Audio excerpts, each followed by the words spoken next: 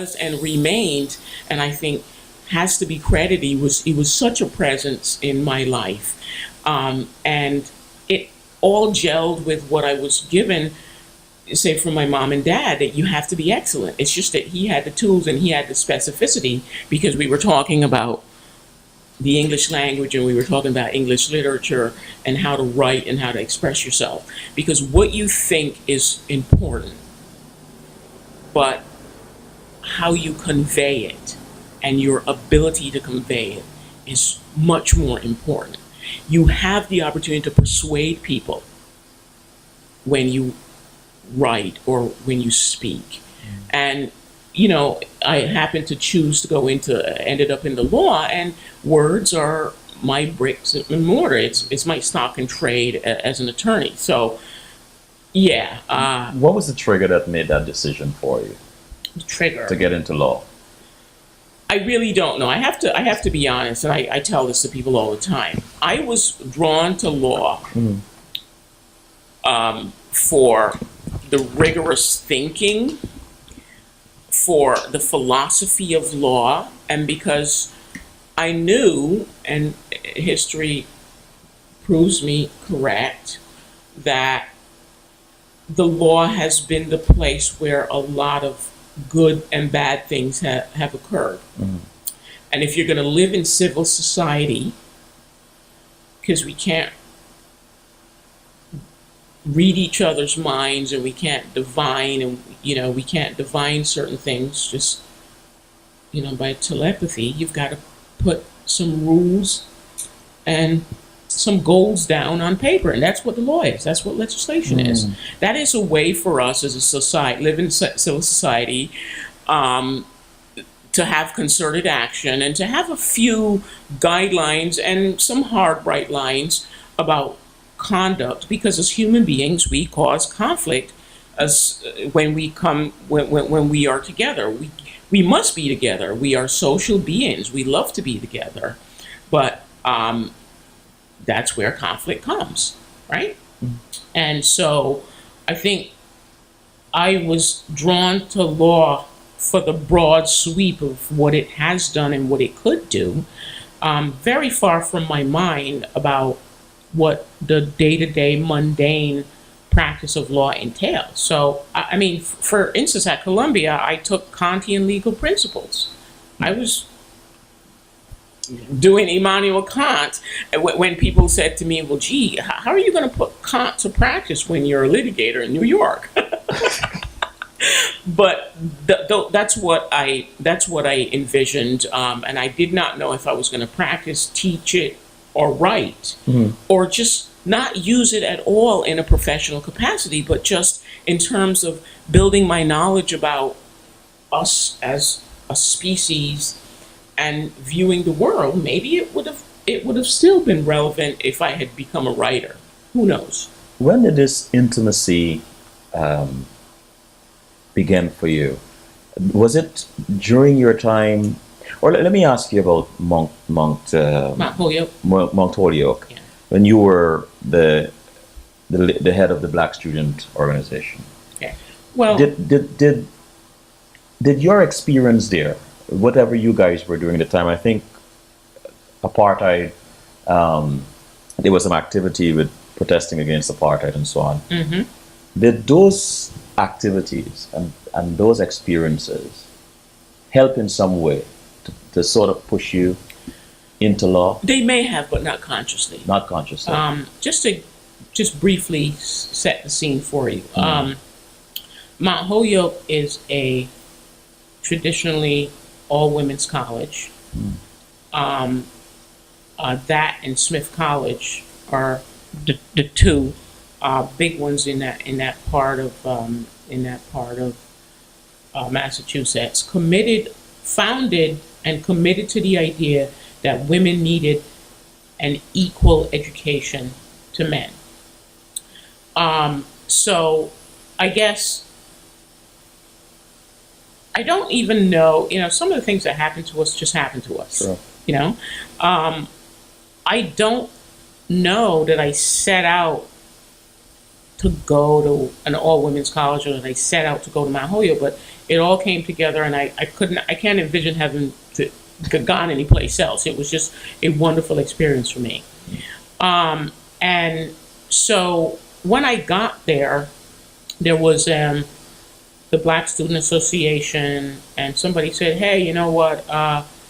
It's called the Black American Association. It doesn't really fit into everything that we have because we have a lot of Caribbean students. We have people from all over the diaspora, and if you come from Germany and you're of African descent, do you fit into this? Whatever." So they renamed it to the Association of Pan African Unity. It sounded a little bit like Malcolm X's thing. But when I got there, the issues were Mount Holyoke was a very well endowed institution and had a lot of investments in South Africa. And back to take you really far back then, people were making themselves feel good by saying, well, we're going to try to adhere to the Sullivan principles. And that had to do with some rather sheepish, but it was as good as could be gotten at the time, principles of dealing with the apartheid government. And students, we said, look, this isn't good enough. We're in a college where it's a college for women who were a disenfranchised group at the time that this college was founded. And we are all in this together as human beings, and we can't make money off of the misery of what's going on to Black people in South Africa. So I was, at that point, that was one of the big issues that was up. And there was another group called Action South Africa, which I also was the president of that. So I was doing these two groups at the same time.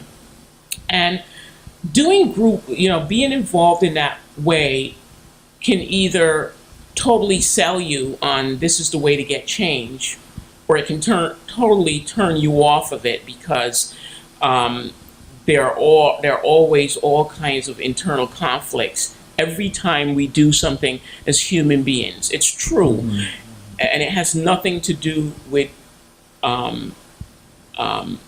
race or gender.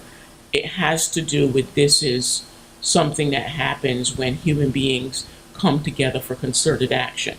So you might as well accept that is going to occur and then deal with it. It doesn't mean that just because it's not free sailing that you should never join together and try to do something as a group pursuit.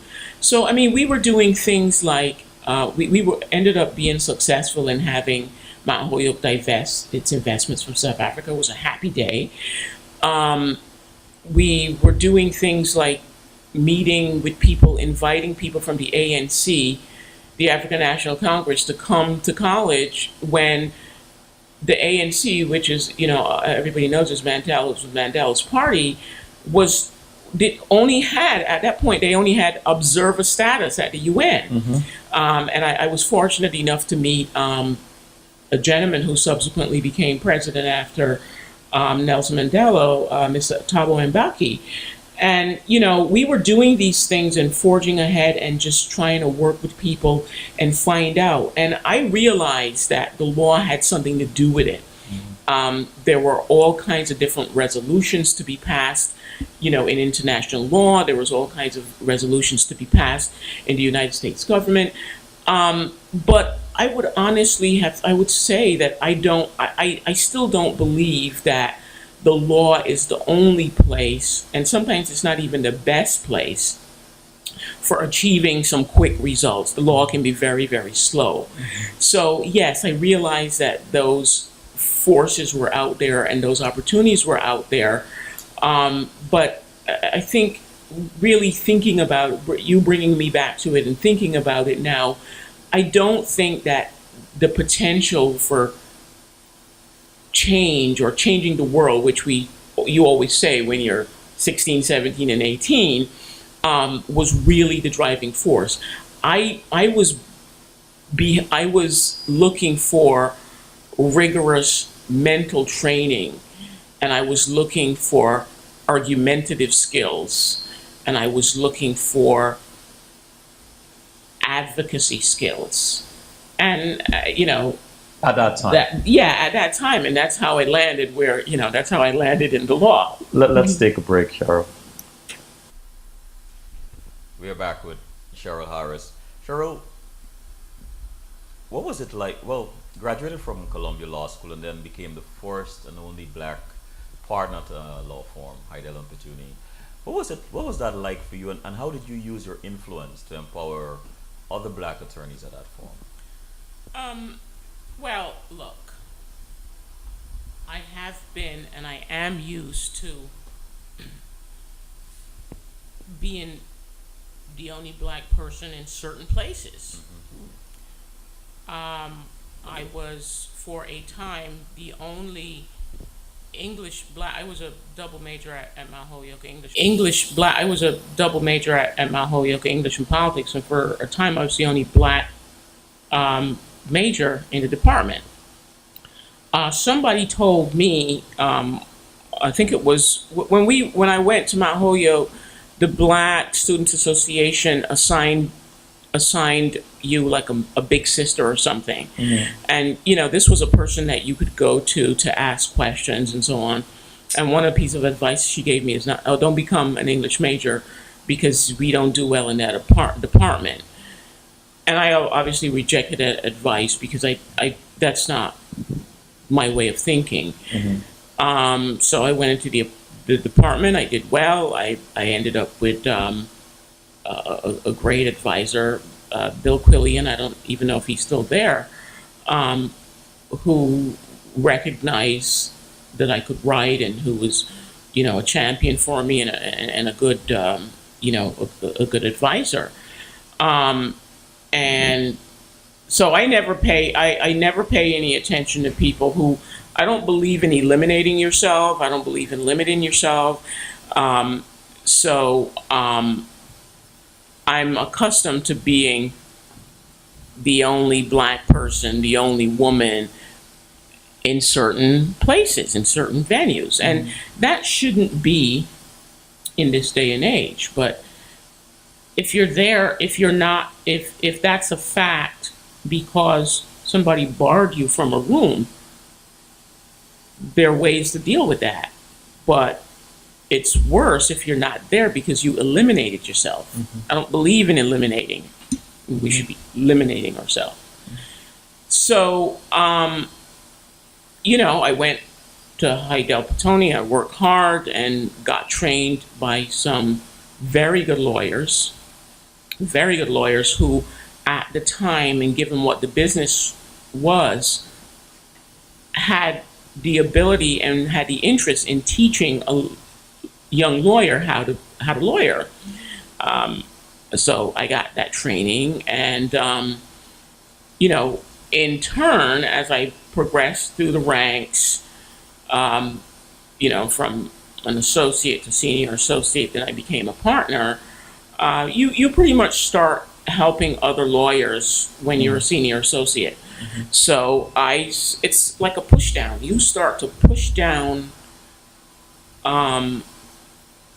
everything you know, and you try to give it to somebody else.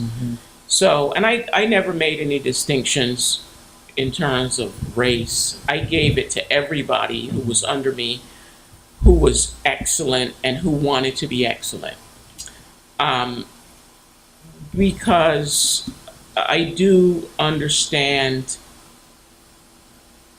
in terms of the black community, how we have been deprived of certain opportunities, and how we often find ourselves, because of that history, in a tough economic part of the demographic.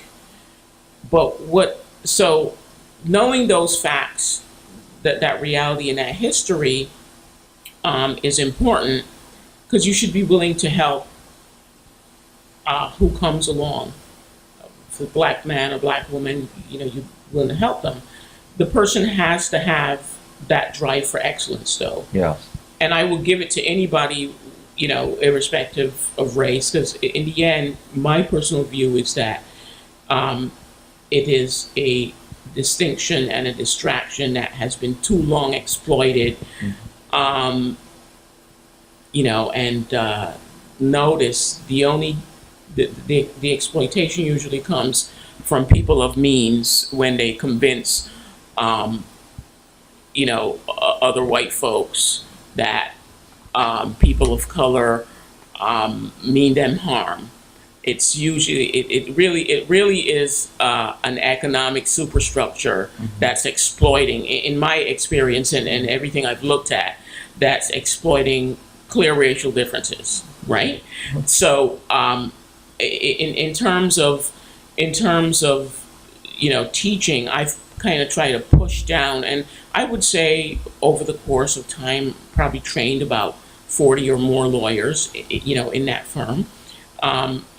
Coming up, that we were separated in teams, so there are different teams, and obviously that there was some overlap, and a good many of them, I'm still, even though I left the firm when their economic plan did not suit me, but I'm still in touch with almost everybody that I built a good mentoring relationship with, because I wanted I don't really view myself as a patient person, but when I'm doing the teaching, if I've got somebody who's really interested in doing it, then I'll teach, and I think I can give of myself, and I'm not intolerant of mistakes at all, because I think that that's part of the learning process. What was it like for you when to leave and start your own partnership? What was that like? It was something I had thought of for a good while. Hmm. And I believe that you should, stay in with a job that you don't want to do anymore, or in a place that you don't want to be. It's just like being in a loveless marriage, and you should come in and want to be there. And so there were, my career spanned a long time. I was at the firm for 15 plus years. And so there were times when, my shoulder was all into it. You put your shoulder into it and you work hard, and we all push the cart together. And when I could not say that anymore, I knew that it was time for me to leave, and I left. And obviously nobody makes a decision overnight. So it had to, even though you don't recognize that it's happening, it happens over time. But basically the firm came out with a kind of economic and financial plan that almost made it a no-brainer for me to leave. So I did that, and obviously there are fears, to kind of start your own business and move out from the comfort of a salary. But I think that you should be fearful in the contemplation. You move past the fears, but you should be fearless in the execution. Okay? It doesn't mean that you're not nervous, or that you don't have concerns about whether the thing will succeed, or whether you'll eat. But you should, once you commit to it, you should just execute it coldly and just go ahead and get it done. So I left. I did that, and I was in a partnership for 4.5, 5 years, and I think that ran its course. And once that was terminated, I formed Harris Law PLLC, and I feel that everything is an evolution, and I'm not a person that regret. I don't regret spending X amount of years at my old firm, because I learned a lot. Yeah, I learned a lot. I don't regret that I left and I started, a partnership with another attorney. I learned a lot. Right. So I think that my, what should I say, my form of operation, or my business skills have evolved to what I have now. Who knows what it'll be down the road? But right now, I think that I'm able to leverage technology and put out great work that some of my adversaries are huge law firms. And, you know, I go to court, I litigate, I get to choose what cases I want to accept. I get to work with people, you know, you get to build relationships. Yeah. So I believe that, you know, these things, you can evolve, and you're always reaching for a better way of doing something, and you're always reaching to have a better result. And obviously, you're not going to sacrifice quality for expedience, but you learn how to do things. And if you want to be in business, and whatever the business is, if you're not committed to learning, then you're committed to failing. You mentioned excellence just now. One of your core principles, competence, excellence, and execution. Why do you embrace these principles, and how do they serve you in your personal and private life and business, professional life? Sorry. Well, look, there are, and I think it's instructive in a broader way, but just to start, say, in the law and in the legal business, there are hundreds of lawyers, thousands of lawyers in New York. And what you have to do is you have to gain competence, and that's what you spend the early part of your career as a brand new first year associate all the way through senior associate all the way through junior partner. That's what you spend. If you spent your time well, you spent it gaining competence. And if you want to, you could just be satisfied with minimum competence. But you shouldn't. You should strive for excellence. Do the best you can, do the highest you can, pick up as many pebbles out of that garden as you can so that you'll be left with good black soil to plant something in. You know, kind of harkening back to, you know, my grandmother and so on. And then, after you have that, what are you going to do with it? You now have the tools, and you now have the ability to execute, get on with it, carry something out, and get a result. I think about it in a linear way. There are other ways, you know, of thinking about it, but I see you can't be excellent unless you have competence, and you can't execute unless you have competence or excellence. So that's why I always say competence, excellence, and then execution.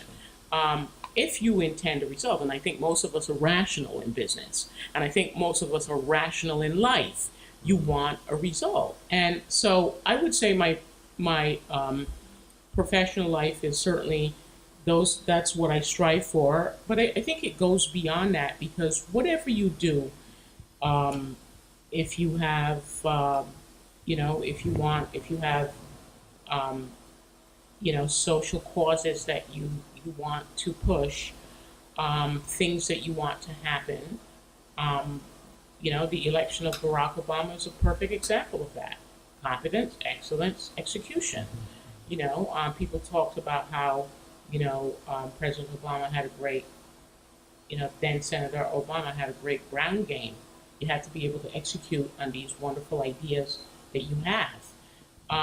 So I think that beyond kind of, you know, the micro level of what one does as a profession, you can embrace that in your personal life as well. Don't talk about what you want to do for 15 years. Build it. And at some point, you have to get on it, and you have to execute it. And you can work on your personal goals. And I don't necessarily use the word success, because success means different things to different people, and it can be contextual, you know. But I think to be productive is one of the highest things. It's a very high order, because productive is not normally, it's not associated with it has a good connotation. it is not associated with negative or things that are demeaning or things that um, are not desirable. So that's why I think that those three things for me have been the key to being a productive person in society. No, time has really run up on us. So I just have a few more questions to Okay. ask you. When are you most happy? Wow. Maybe when I'm getting about 9 hours of sleep. Gosh, if I could only get that. Yeah. What are you most thankful for? Oh, I am most thankful for my parents, Mhm. my grandparents, and my family. What have you learned about yourself within the lifespan of your career? One thing. Wow. It's very tough. You ask very tough questions. I'm sorry, Cheryl. What have I learned about myself? Oh, that yeah, I can take some blows, but Mm. I can keep going. When the going gets tough and you don't feel like getting up to do what you want to do, who or what gets you out of that mindset? Um, I'm very stubborn even against my own self. Mm. That's why I have to be absorbed in what I'm doing, I like that. right? So a check, a compass, Uh-huh. right? That you use this to check yourself is, do I like what I'm doing? If the answer is that you hate what you're doing, then you stop cold in the track. That's my compass. If you stop cold in the track, that's my compass. If you have difficulty doing what you're doing and you don't like it now, but you can see a way to make it better and make it function better, then you have a reason to keep going. But if you do that check, it's like, when they taught you sums as a kid, right? Right. You have to add it up and then you have to do the proof, right? Mhm. If the proof is you ask yourself, um, do you like what you're doing? And you come back with you hate what you're doing, you don't get up, you stay in bed, you take a long sleep and you find something else to do. That's kind of how I If feel about it. if you were to go to one of your favorite places with a book, a favorite book, favorite drink, and and music, Right. where will this place be? What will you be reading? What will you be drinking? What music will you be listening to? And what is this book you'll be reading? Wow. Um, Truthfully, the book Hmm. would be a book called Aspects of the Novel by E.M. Foster. Forster Aspects, of the I'm writing novel. this down, right? Aspects of the novel. By Ian Foster. E.M. Forster. Yeah. Forster, okay. hmm Hmm. The drink would be um, a vodka martini. Uh-huh. What else did you want to know? What Oh, music? where would it be? Where will it be, and Yeah. what music will you be listening to? Um, I would probably be listening to Antonio Carlos Jobim. Uh-huh. Um, um, and I love Brazilian jazz. Um, I would probably be maybe in Barbados. In Barbados. On a there's a plateau, and I believe it's in St. Philip, Uh-huh. the parish of St. Philip, but it kind of juts out into the ocean and it's flat. So I would have a chair. I would sit there with my book. I would have my vodka martini, and maybe by iPhone or something, I'd be listening to Antonio Carlos Jobim. If you could go back in time, what would you tell the 15-year-old self?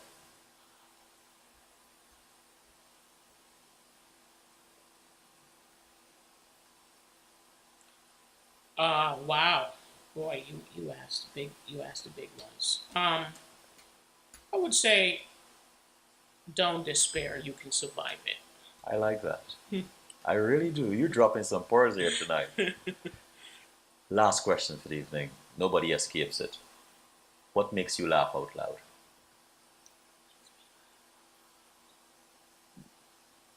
Um,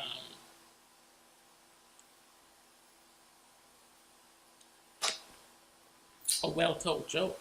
Oh.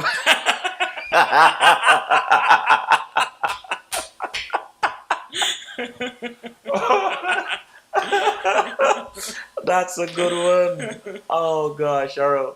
You This can is never lose your sense of humor. You always no. need it. This was such a teaching experience, a learning experience actually. And I thank you so much for coming and spending your time sharing your experience and your knowledge and your wisdom with the audience this evening. Thank you so Thank much. you very much. You're welcome. I find that everybody has a story to be told, and thank you for listening. I mean, you have that inquisitive mind, and you know, it gets a person to open up and contemplate things that haven't crossed your mind in years. Thank you. Thank you. And for those of you who are listening, my audience, thank you for tuning in. This is Selwyn Collins saying good night. Fear not what fear whispers to you. Fear your obedience to it. Good night.